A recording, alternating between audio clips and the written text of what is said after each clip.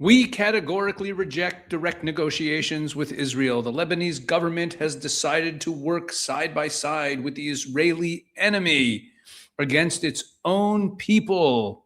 We will not return to the pre-March 2nd era. We will respond to Israeli aggression and confront it. No matter how much Israel threatens, we will not retreat. We will not bow. We will not be defeated. These are the words of Naim Qassem, the head of Hezbollah, spoken just this week. And you can see the headlines on your screen. Hezbollah leader vows to retain weapons as Israel responds to group's continued ceasefire violations. Or this one, Hezbollah's Qassem rejects direct negotiations with Israel, will respond to Israeli aggression. Hezbollah Secretary General Naim Qassem rejected direct negotiations with Israel, insisting Lebanon's government must annul a decision criminalizing the terror group. And look at this. This is a headline just from today. This is going on every day. IDF downs Hezbollah drone heading toward Israel, tries to down another in southern Lebanon. This is happening nonstop. And what I want to talk about in this video is why. Why is this happening? Why is Hezbollah still attacking Israel? Now, that might seem like a silly question to you. You might be saying, what are you talking about? Hezbollah is an enemy of Israel. They're terrorists. Of course, they're attacking Israel. But think about it. Before March 2nd, March 2nd is 2 days after the U.S. and Israel launched the joint war against Iran. Before March 2nd, for like a year, Hezbollah was not firing anything at Israel. They were totally quiet. They were so quiet that during the June war, during the 12-day war in June, they didn't join the war at all. They didn't attack Israel at all, even although Israel was pounding Iran. And on March 2nd of this year, 2 days after Israel and the U.S. started attacking Iran, they joined in solidarity with Iran or in coordination with Iran to help Iran to open up another front in that war. But now there's a ceasefire between Israel and Iran. The United States is involved in this blockade negotiation attempt to get Iran to capitulate and to surrender. But there's no fighting going on between Israel and Iran. Why is Hezbollah still attacking?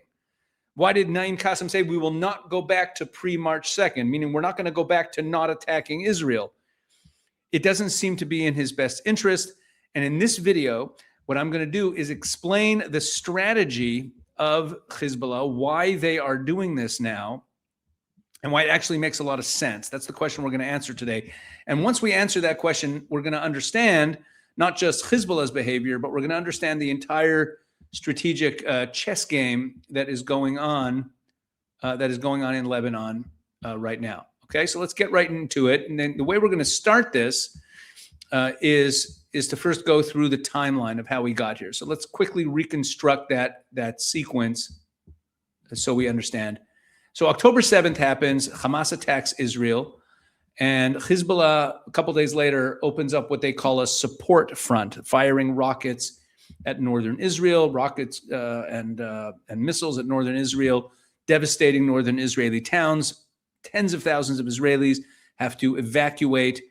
And the Lebanese government, this is important, the Lebanese government did not say a word, and they did not do anything about it, because that's, for decades, they've never had the ability to do or say anything against Hezbollah.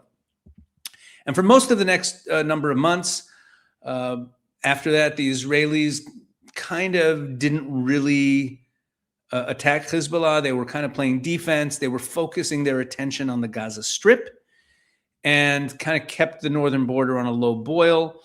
And then later in 2024, Israel starts systematically dismantling Hezbollah's senior leadership. You'll remember the beeper pager attacks and the killing of Hassan Nasrallah, who had been Hezbollah's leader for more than 2 decades. And then Naim Qassem, this guy who I just was quoting, was appointed his successor. He was appointed by the Ayatollah in Tehran. He was not appointed by anyone in Beirut, not by anyone in Lebanon. That's important. We'll get into that more a little bit. Later in 2024, towards the end of 2024, there was a ceasefire reached between Israel and Hezbollah. And in the wake of that, Lebanon's government committed to a specific obligation that they would disarm Hezbollah by the end of 2025. Okay, they accepted that, they declared that, but they did nothing about it because they can't. They have no ability to. The Lebanese army is not strong enough to force to force Hezbollah to disarm in any way. Now, fast forward now again to March 2nd, 2026. 2 days after the United States and Israel launched the war against Iran, Hezbollah joins in, starts firing rockets again at Israel. Now, a few hours before that, Lebanese Prime Minister Nawaf Salam announced that Hezbollah would be barred from conducting military operations from Lebanese territory. Now, you might be wondering, why do you have to have a law? Why do you have to declare that they're barred? Aren't terrorist organizations illegal? And the answer is no. Hezbollah legally operates militarily in Lebanon and has for a long time. In 1989, at the end of the Lebanese Civil War, there was this big agreement between all the various factions in Lebanon called the Taif Agreement. And part of the Taif Agreement was a permission to Hezbollah to have weapons and to operate militarily in order to fight against Israel. Okay, so now with this announcement that, and this cabinet vote that went along with it, that we'll get into a little bit later, that outlaws Hezbollah's military activity, this is announced on March 2nd, the same day that Hezbollah later that day actually starts attacking Israel militarily. So when that happened, the Lebanese justice minister called this a grave mistake that endangers the people of Lebanon, which is true. Every time Hezbollah attacks Israel, it endangers the Lebanese people. President Aoun called it a trap and an overt ambush for Lebanon and the Lebanese state. Let's remember that line. We're going to get back to it later in the video. Okay. Then we have the ceasefire between Iran, Israel, and the U.S. The fighting winds down. America moves to this blockade and negotiation strategy. And at the American request, in response to an American request, Israel agrees to a ceasefire in Lebanon. And yet Hezbollah keeps attacking Israel. So that's where we are. Now we're going to get into why. So before we can understand the strategy of what Hezbollah is doing, in order to understand the strategy, we have to understand and make it very clear what Hezbollah is. Let's start with the name, Hezbollah, the party of Allah, okay? It's not Hezbollah with an O, which has become the accepted writing of their name, which actually obscures the Muslim nature of the group. It's Hezbollah, the party of Allah. Anyway, that's beside the point. Look, most Western commentators are either ignorant or deliberately obscure the actual identity of Hezbollah, even though Hezbollah doesn't obscure it. Okay? And this is so important. You cannot understand any of these dynamics if you don't understand what Hezbollah is and what it is not. Hezbollah is not a Lebanese political party that also has a militia. That gets the logic backwards. Hezbollah was founded with a sole purpose, and the purpose is to attack Israel, to resist, right? To attack Israel. That is its purpose. It also joined the Iranian government as a political party, which helps it as a means of enabling its military function. It also has enabled them to take over more of the state apparatus in Lebanon and occupy Lebanon. Now, they are an arm of the Iranian government. And when I say that they are an arm of the Iranian government, this is the main thing that all media gets wrong about them. This is why I hate the fact that they're calling the ceasefire with Lebanon a ceasefire with Lebanon. It's not. Israel was not fighting Lebanon. Israel was attacking Hezbollah. It's a ceasefire with Hezbollah, or supposed to be. Hezbollah is an arm of the Iranian government. If you don't understand that, you miss everything. Whenever the media talks about Hezbollah as a Lebanese organization, it obscures what's going on and it makes you misunderstand the politics. When Hassan Nasrallah was killed, his replacement was appointed in Tehran. When the famous pager beeper attack happened, one of the pagers that exploded belonged to the Iranian ambassador in Lebanon. Here's the most important way to put this. Hezbollah is not a proxy of Iran. Oh, what do you mean? Of course they are. No. Hamas is a proxy of Iran. The Houthis are a proxy of Iran. They are a separate organization, locally based, and they get money and they get weapons. Hezbollah is not like that. They are owned and operated by Iran. They are the forward operating base. It's like when the United States has a base in a foreign country. Okay, they are the foreign legion of the Islamic Revolutionary Guard on Lebanese soil. And part of maybe the agenda in obscuring this in media, or maybe unwittingly, it obscures the fact that Lebanon is occupied territory and has been for decades. It's been occupied by the Iranians. That's what Hezbollah is. The Lebanese people are very much aware of this. But the reason it's so important to know this is that Hezbollah's strategic interests have nothing to do with Lebanon, because they're not Lebanese. I mean, a lot of the people in there were born and raised in Lebanon. They're the Iranian government. Their interests are the Iranian interests. And you have to know this to understand anything that's going on. Now, let's get into the strategy. What Hezbollah is most afraid of is not an Israeli ground invasion and not another round of airstrikes. What's most terrifying to them is the prospect of peace and normalization with Israel. Okay, think about what's currently going on. Think of the environment. France has proposed a ceasefire plan that would require Lebanon to formally recognize Israel. And that would mean they would also have to repeal the 1955 boycott of Israel law, a law that's been on the books for 70 years, which prohibits any dealings, business dealings, or any kind of dealings with Israel. The punishment for dealing with Israel is like 10 years of hard labor, and they're now talking about repealing that law. Lebanon's president, Joseph Aoun, actually initiated ceasefire talks with Israel, and he hasn't ruled out normalization. His government officially, as I said, criminalized Hezbollah's military wing on March 2nd. And inside Lebanon, things are also shifting. Prominent voices, particularly in the Christian community, are saying things publicly that would have been legally and politically dangerous just a few years ago. For example, Member of Parliament Paula Yakubian said on the record, quote, "If salvation comes through Israel, let it come and save us."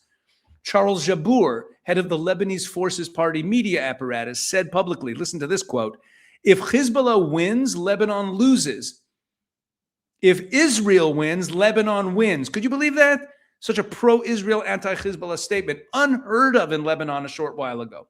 Sami Gamayel, head of the Kata'ib party, suggested that relations with Israel might actually protect Lebanon. And that's so loaded, because one of the slogans of Hezbollah for all these decades is that they're the protector of Lebanon.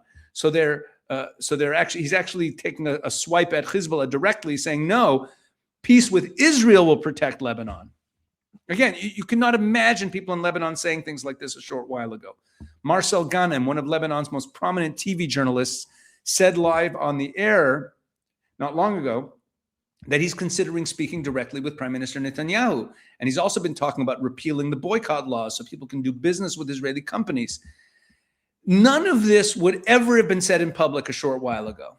Okay, these aren't fringe voices. These are mainstream figures in Lebanon's Maronite Christian political world. Now, notably, not a single Muslim political figure, Sunni, Shia, or even the Druze, are saying anything like this. So there are fault lines, there are sectarian fault lines, but the shift in public opinion is real. People are no longer afraid to speak out in public, pro-Israel or pro-normalization. Let's get back to Hezbollah. Their entire reason for existing, as I said, is the armed resistance against Israel. If there's a peace deal, if there's normalization with Lebanon and they're disarmed and they're just like a political party, then they have no reason to exist. Then they lose. They're nothing. That's not what they're interested in. That's not why they exist. And the Lebanese people know that Hezbollah has destroyed their economy over the decades. They've destroyed large parts of the country with their continuing wars with Israel that have nothing to do with Lebanese interests. They're only about Iranian interests. And they bring death and destruction and displacement and all manner of horrors on the Lebanese people. Okay, bottom line. Peace is an existential threat to Hezbollah, and that's why they're attacking. But now let's get into the details of their strategy. I want to lay out what Hezbollah is actually trying to accomplish, and I think it has some interlocking objectives that all revolve around the same thing. They all revolve around destroying the possibility of a Lebanon-Israel peace deal. That's what they're trying to do. They're trying to create the conditions where it's impossible for Lebanon to make peace with Israel. And the way they're doing that, and everything is so the strategy is built on escalating with Israel. They want an escalation. They want more aggressive military action by Israel in Lebanon. Now, why would they want that? It sounds like it would be directed at them. Yes, it would.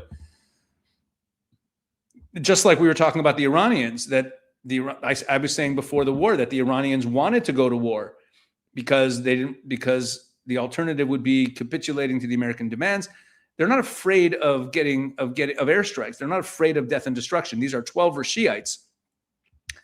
So here's the strategy. If Hezbollah keeps firing rockets and drones at Israel, eventually Israel has to respond with escalating force. Israeli airstrikes on Lebanese territory produce casualties. They produce displaced persons. They produce all kinds of footage and pictures and headlines about, Israel causing all sorts of destruction. And that's all enormously useful to Hezbollah. When Israel retaliates, Hezbollah then says, look, Israel's attacking Lebanon. The Lebanese government is in bed with the enemy who's attacking us. People are getting killed. Every Israeli strike on Lebanon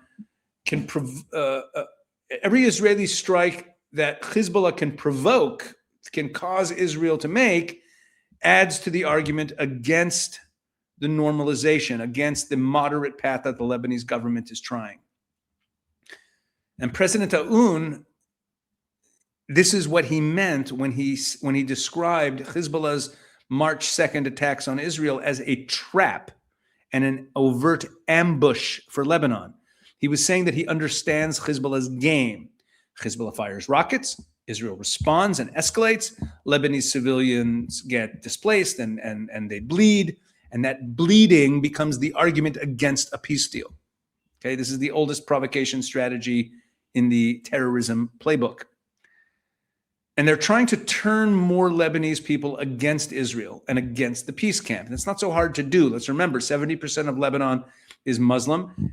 Just because they hate Hezbollah and hate the fact that Hezbollah draws them into wars doesn't mean they're pro-Israel. So if you can get Israel to start attacking, it's pretty easy to get these people all riled up that they don't want peace with Israel.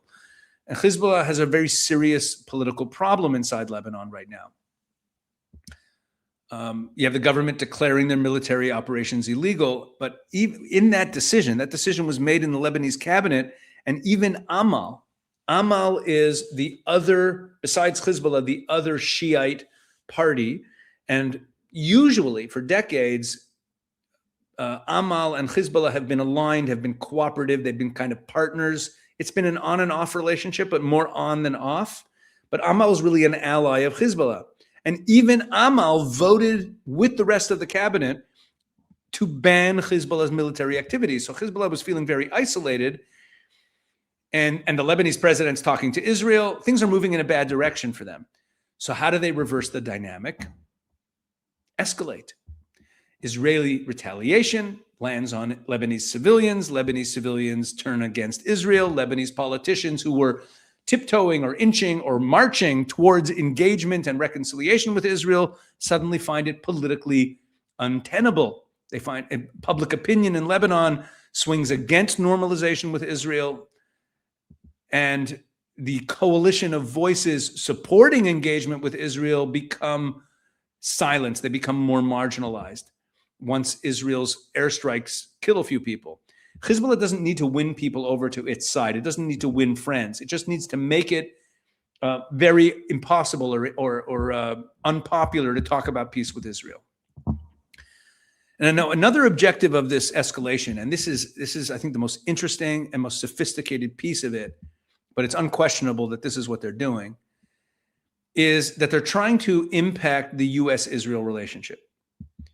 See, the United States is in a very delicate diplomatic situation right now. It's managing this Iran situation, this blockade, plus trying to get Iran to the negotiating table to capitulate to its demands. And meanwhile, they've got all these Muslim states and Arab states that are not all on the same page with each other and with America. And they're trying to manage all those relationships. They're also trying to keep the price of oil down, trying to keep things quiet. The last thing that the U.S. needs is a flare-up in Lebanon, is the Lebanese front to heat up. So if Hezbollah can provoke Israeli escalation in Lebanon, it creates pressure on the U.S. to wag a finger at Israel for undermining the ceasefire and escalating tensions. And this puts Israel in a very difficult position. Israel agreed to a ceasefire at the request of President Trump. If Israel responds to Hezbollah's attacks with significant force and the U.S. gets testy, gets angry at Israel, even though Israel's responding to aggression, that's good for Hezbollah because they want to create that tension between Israel and the U.S. If Israel doesn't respond, then Hezbollah wins also, because then they can escalate even further. They look stronger. They look like, you know, they're back in business, and Israel is on its back foot. So it's a win-win situation for Hezbollah to escalate against Israel.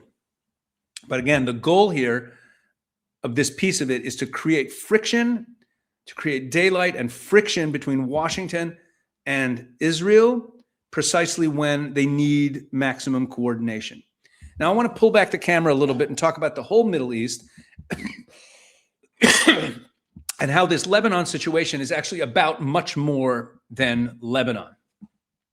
You see, for the last 10 years or so, there's been a big question hanging over the Middle East. Right? The big question, the big fundamental question is, which direction is the Middle East going to go? Will the Abraham Accords model of engagement and rapprochement and moderation, is that going to expand and spread? Or is the more hardline, more Islamist, more jihadist, more anti-West tendencies going to win out? And it's not like every country in the region fits neatly into one box or the other. I mean, there's some obvious ones, but most of the countries, they're kind of waffling. They have one foot in each camp. They go back and forth. And the question is, which way is the Middle East going to go? Now, before October 7th, 2023, Saudi Arabia and Israel were moving toward normalization. The Abraham Accords between the UAE, Bahrain, Sudan, Morocco, and Israel were building towards a transformative regional realignment. That was happening. And, you know, Arab states were realizing that their shared interest in containing Iran and building stable economies and having positive engagement with the West outweighed the Palestinian issue. So peace with Israel was becoming a very attractive, pragmatic choice for many Arab countries.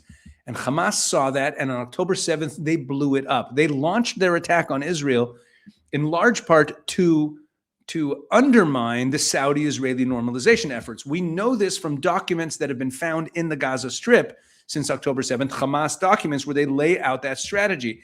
And this strategy worked, at least temporarily, because for the course of the war since October 7th, it became impossible diplomatically, politically, it became impossible for any Muslim country, for any Arab country to normalize with Israel while that war was going on, everything going on in Gaza. So what Hamas did worked temporarily. But what's happening now? Iran is exposed and weakened, and the window of normalization with Israel in the West is opening again. Saudi Arabia was attacked by Iran. The Gulf states were attacked by Iran. The Arab world is watching the resistance axis take a beating. The jihadists are not doing well. So the logic for Arab-Israeli alignment that we saw before October 7th is back with a vengeance. So now let's look at Lebanon. Put Lebanon into that context. Lebanon, which for decades has been the most hostile front for Israel because of Hezbollah, not because of the Lebanese people. So Lebanon, the Lebanese government saying publicly that it's angling towards peace with Israel and that it wants to disarm Hezbollah, that Hezbollah is illegal, and that it wants to recognize Israel. Even just saying these things, even if they don't have the ability to implement it, that's already enormous. So Hezbollah sees all this, and that's why they keep attacking. Let me put it this way. Hezbollah's rocket fire and drone fire against Israel are not primarily a military operation. It is a political operation. The purpose is to prevent the peace that would end Hezbollah's reason for existing. So let me sum all this up. Let me close everything together. We're going to go back to the original question and bring this video to a close. Before I do that, please, please make sure that you are subscribed to this channel, that you're subscribed to Israel 365 News channel as well, and go into the link in the description of this video where you can sign up for our newsletters, the Israel 365 Action Weekly Newsletter, the Israel 365 News Daily Newsletter. Make sure that you are plugged in to everything that we're doing. And thank you all for helping grow this channel. Let's sum up the whole thing now. The question we started with is, why is Hezbollah still attacking Israel when it seems that they shouldn't be, based on their behavior before the Iran war, etc., and the fact that there's a ceasefire? And the answer is that going quiet right now for Hezbollah is the most dangerous thing they could do, because that quiet would create space for diplomacy. It would allow the Lebanese government to consolidate its position. It would allow the French recognition plan to move forward, even though Israel's not in favor of what the French are doing. But it allows all these diplomatic efforts to proceed. It allows Lebanon to move past being occupied by Hezbollah and Iran. Hezbollah is attacking Israel because they're attacking this attempt at reconciliation that is happening. The rocket attacks are a political move, attempting to make peace impossible by provoking an escalated Israeli response, which then becomes the core of the argument against peace and reconciliation with Israel. You know, when Naim Qassem gave this speech that I opened the video with, one of the things he said in the speech was that he criticized the Lebanese government for saying that they don't have a consensus, they don't have a national consensus to make peace with Israel or to talk to the Israelis. So Aoun shot back and said, when you went to war with Israel, did you first obtain a national consensus? Of course, the answer is no. And now Lebanon is living with the consequences of that, while Hezbollah is doing everything in its power to make sure that Lebanon never can make peace with Israel. That's what they're trying to do here. That's how I understand the situation. I hope you found this helpful. Thanks for watching.